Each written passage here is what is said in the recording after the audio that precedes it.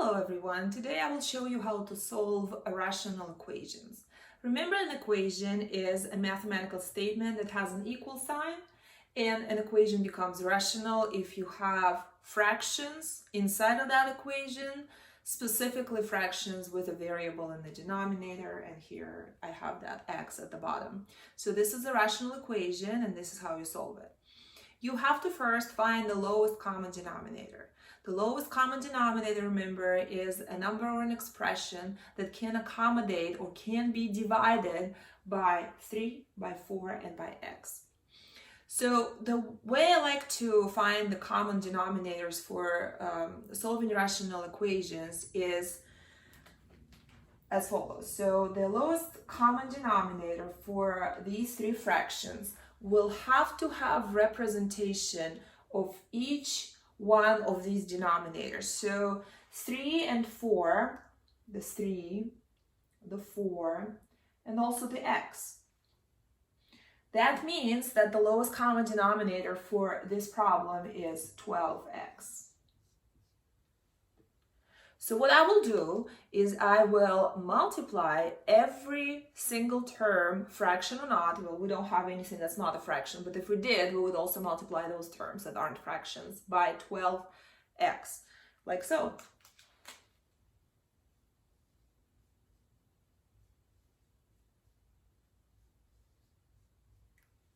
Once you multiply every term of your equation by your lowest common denominator, you need to reduce each of these fractions. That will completely eliminate denominators, and you will be left with an equation that's not rational anymore, but rather linear or quadratic. So we're going to look at our first fraction. The first fraction used to be 4 over 3. But now, in addition to this 4 at the top, I also have a 12 and an x. And what I do know is that 3, that's at the bottom, goes into this 12 4 times. So I'm going to say 3 is gone, and 12 is now a 4, because 3 goes into 12 4 times. So the first fraction actually turns into 4 times 4 times this x, and you don't have a denominator anymore. So now it is 16x. Let's look at the next fraction. The second fraction used to be 1 over 4, but we also placed this 12x at the top. So now you're going to say 4 goes into 12 3 times. So now you're left with 1 times 3, which is 3, and then x. So plus 3x. Then my equal sign. And finally, the next fraction used to be 1 over x. But I placed 12x at the top, so x and the x cancel each other out, and you're left with 1 times 12, which is 12. Well, this is a very simple equation. It's linear. We can combine like terms and get x by itself very easily. So 16x plus 3x is 19x equals 12. And now to get x by itself, you need to divide both sides by 19. So x is equal to 12 over 19. If 19 could go into 12, or if you could simplify this fraction, you definitely would, but you can't, so you leave it like this. Here's another example of a rational equation. You have 4 different fractions, all with different denominators. We need to find a common one to place it to the top of every fraction with the purpose of canceling denominators. So I'm going to look at all of the denominators that are present here. So 2 is a prime number. We're going to leave it alone. 49 here. We all know it's 7 times 7. So I'm going to write it as 7 times 7. And of course you have this z next to it. It's part of the denominator. This 49 is also 7 times 7. And then 14 is a 2 times 7, and then it also has a z.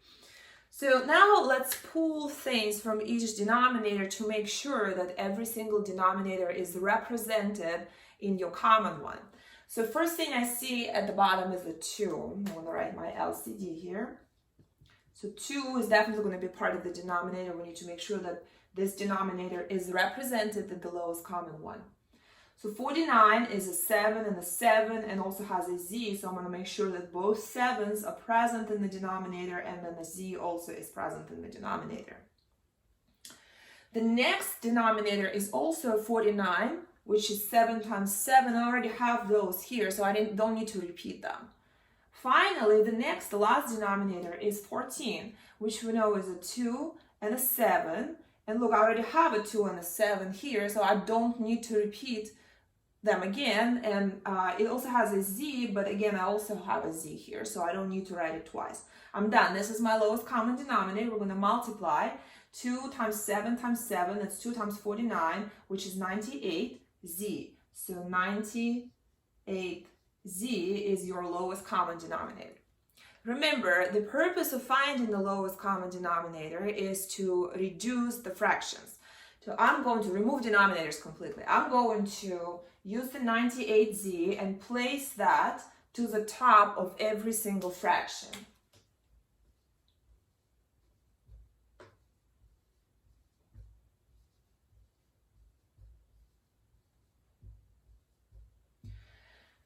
And now I'm going to take the denominator and divide it into the 98z for every single fraction. So look here, you have the 2, and it goes into 98 49 times.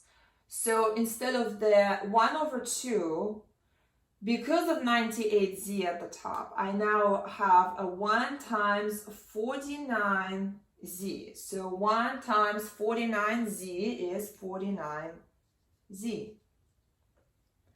Let's look at the next fraction. It used to be 19 over 49z, but I added this 98z to the top, so I'm going to take 49 into 98. I know it goes twice. And then z and z also cancel. So you only have negative 19 times 2, which is negative 38. No z anymore. And not a fraction anymore, because 49z, we use that to divide into 98z. Then my equal sign. So here I have a 49 at the bottom, and I know it goes into 98 twice. So what I have left is 24 times 2 times z. 24 times 2 is 48. And then the z. Minus. So finally here I have a 14 that goes into 98 7 times. The z and the z cancel each other out. And what's left is this 1 times 7, so it's minus 7. Well, here is another linear equation that we can solve very easily. We're going to combine all the z's on one side, all the numbers without z's on the other side, and then divide by whatever is next to z. So I'm going to take this 48z, which is positive on the right side of the equation, make it negative 48z here. So that gives me 49z minus 48z, which is 1z, or just z, minus 38, the equal to sign. And then what's left on the right side is negative 7. And then I'm going to take my negative 38 and place it to the right side. So negative 38 placed here becomes positive 38. And you now have z equals negative 7 plus 38, which is 31. In this next example here, you have a rational equation that contains 3 fractions, and all of them have an x in the denominator. So remember, we start solving rational equations by finding the lowest common denominator. Then once we find it, we're going to place it to the top of all fractions, cancel what we can, and then probably we'll end up either with a linear or a quadratic equation. The problem is finding that LCD. When you have binomials like this in the denominators, most of the time you have to see if any of them are factorable, and they are here, factor it, and then create your lowest common denominator using those factors. I am including a document where I discuss how to factor this, so that I don't spend time in this video on factoring. 4x plus 12 here factors to 4x plus 3. X squared minus 9 is the difference of squares, and it factors to x minus 3 and x plus 3. And then x minus 3 is not factorable. So now, instead of 1 over 4x plus 12, you have 1 over 4x plus 3. Instead of 4 over x squared minus 9, you have x minus 3 and x plus 3. And this last fraction stays as is.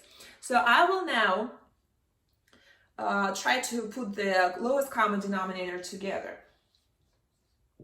So here we go. The first fraction has a 4 and x plus 3 in the denominator. We need to make sure both of those are present. So I'm going to include them, 4 and x plus 3.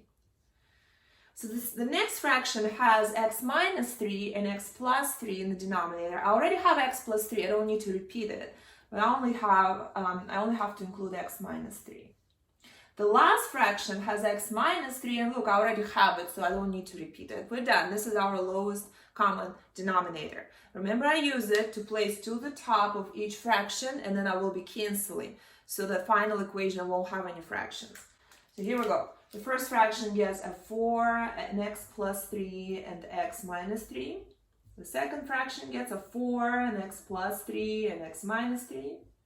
And then the last fraction also gets a 4 and x plus 3 and an x minus 3. So now we are ready to cancel. With the first fraction, I'm going to cancel the 4 because you have a 4 at the bottom and a 4 at the top, and also an x plus 3 because you have one at the top and at the bottom.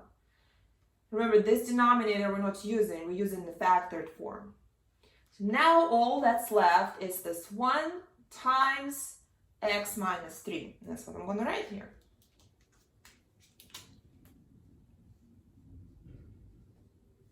Then the minus sign.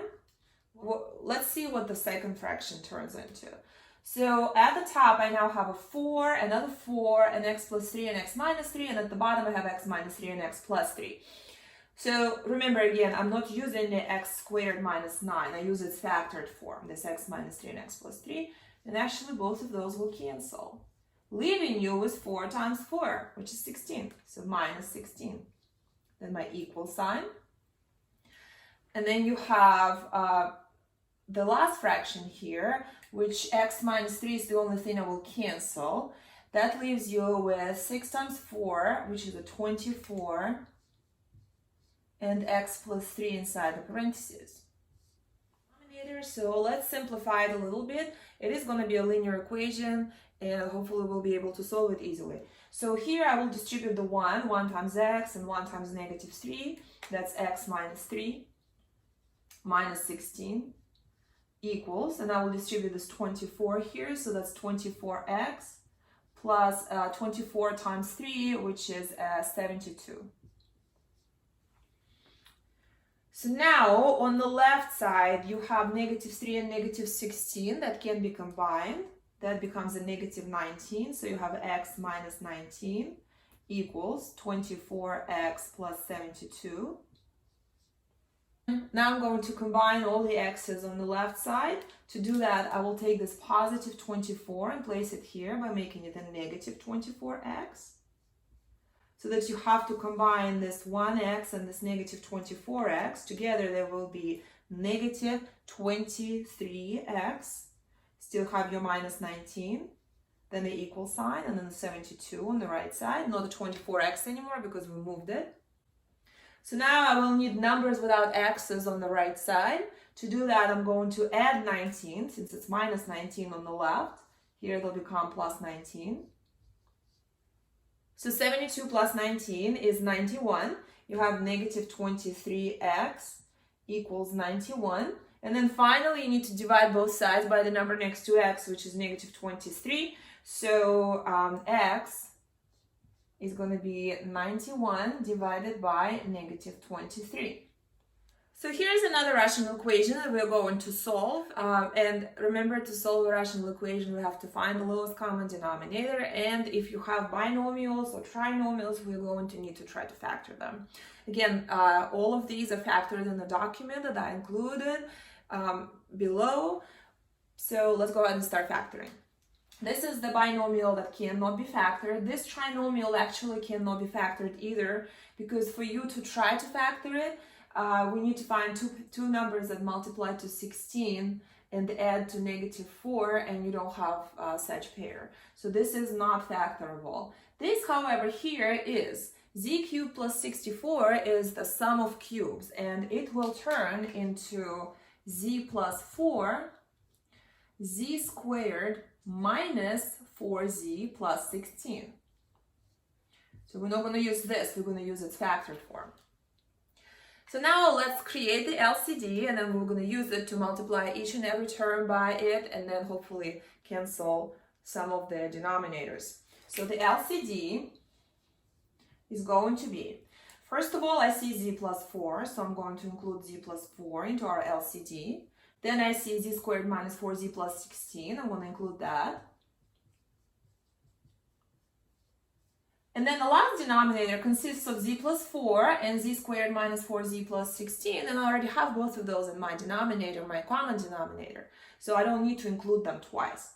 So here we go, let's multiply every single fraction by this common denominators. The first fraction will get z plus 4 and z squared minus 4z plus 16, and then the second fraction will get z plus 4 and z squared minus 4z plus 16. And then finally, this one also will get z plus 4 and z squared minus 4z plus 16. So now I'm ready to cancel. With the first fraction, z plus 4 will cancel, leaving you with 9, this 9 right here, and then this trinomial following, z squared minus 4z plus 16. Plus, with the second fraction, the trinomials will cancel, leaving you with 8 and z plus 4. So plus 8 and then z plus 4 equals, with the last fraction, both the binomial and the trinomial will cancel, leaving you with 432. So now I'm going to distribute my 9 and my 8 and then combine like terms and see what kind of equation I ended up with. So let's distribute the 9. 9 times z squared is 9z squared. 9 times negative 4z is negative 36z. 9 times 16 is 144. Then I'm going to distribute this positive 8. So 8z and 8 times 4 is 32. And then equals 432 on the right side.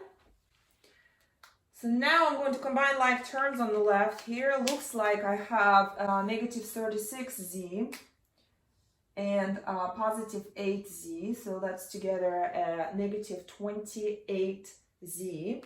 When we bring down my 9z squared, this together will give me negative 28z.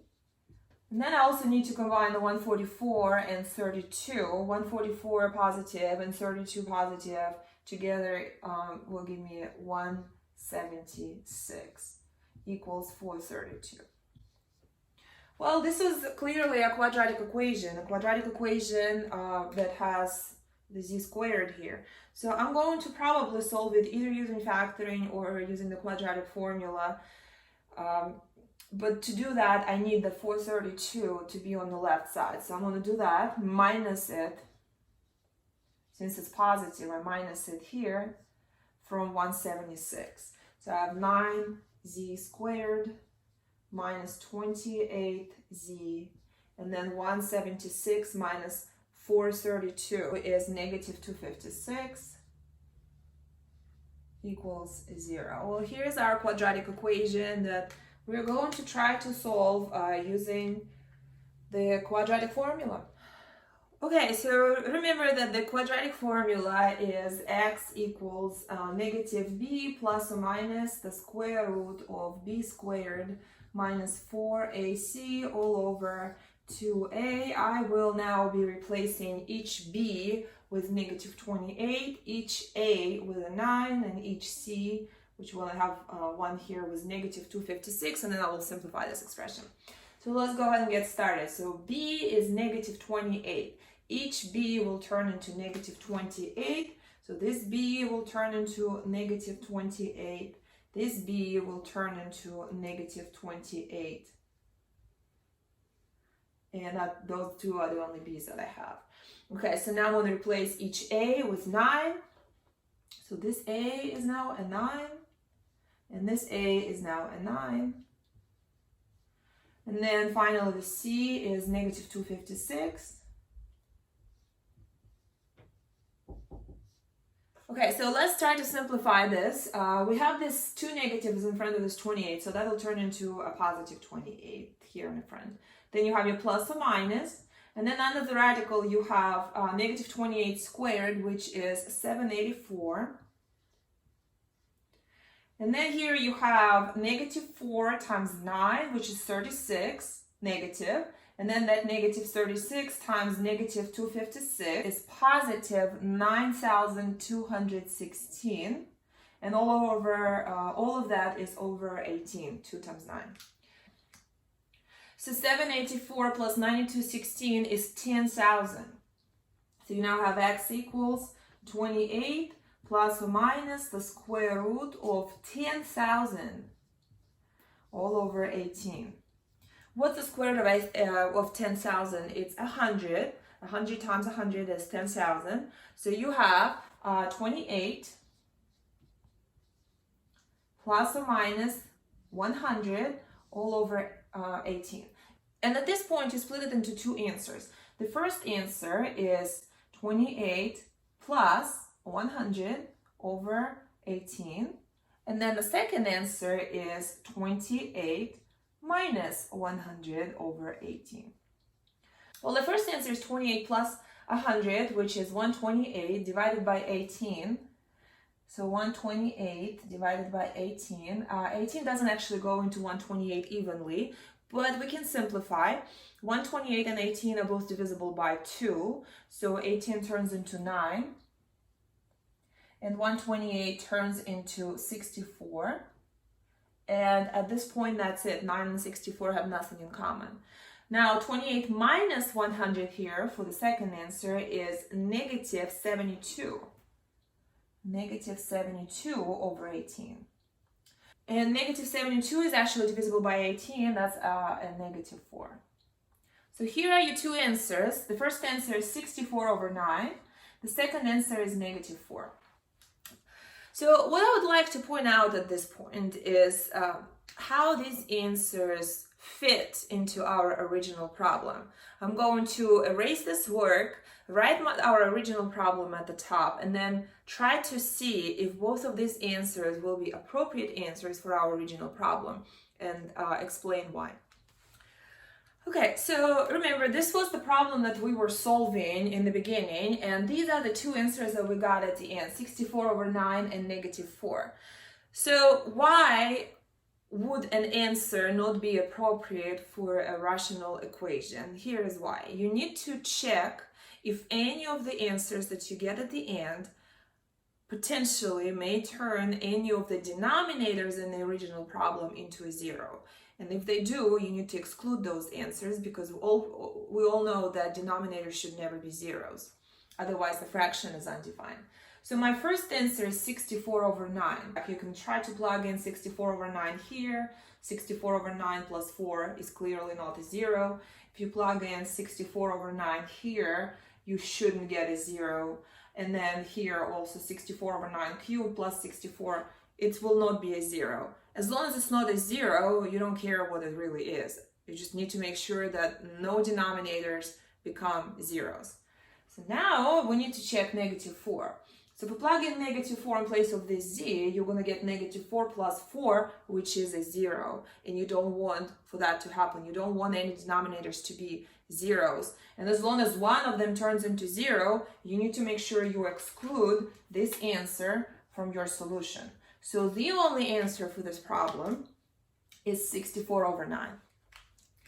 Here's another example of a rational equation, and this one has more than one variable. In this case, the equation is called literal equation. We'll ask you specifically what variable to solve it for, and this problem asks you to solve for s. So what that means is you have to get the s by itself at the end of your solution. This s here will need to be by itself.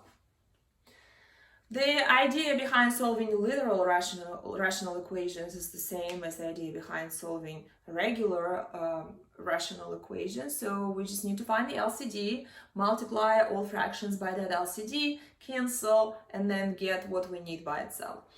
So the LCD, remember, is a number or an expression that has a representation of all denominators. These are just single letters, so we're going to make sure that all of them are present in our LCD, and that's it. That's our LCD. So now I'm going to use it to multiply every single fraction by CST. CST here, CST, CST. And we're going to cancel now. So with the first fraction, the C's cancel.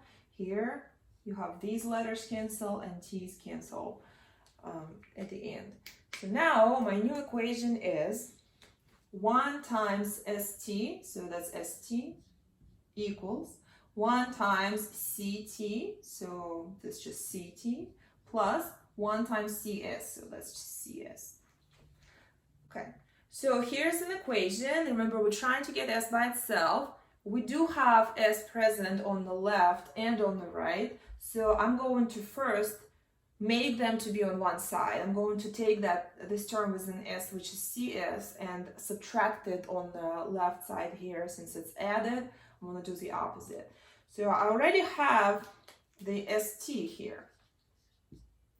But now I also have to take this CS and place it together with ST with the negative sign, then the equal to, and then the CT.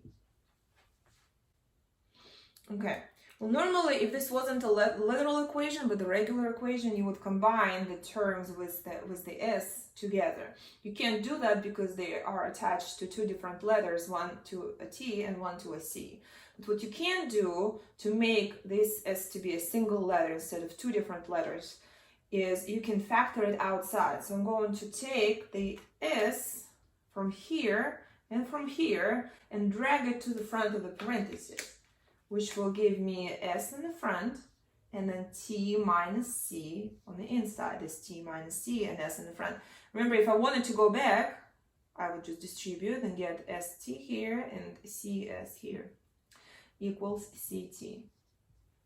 Well, the question is how to get S by itself. What stops us from having S by itself is this set of parentheses T minus C. So I would ask myself, how is this S attached to the T minus C and this multiplication? So to remove T minus C, I need to divide by it. And if I divide the left side, I will also divide the right side. So T minus C cancel here, leaving you with S by itself, which is what you wanted. And then the right side is your answer, CT over T minus C.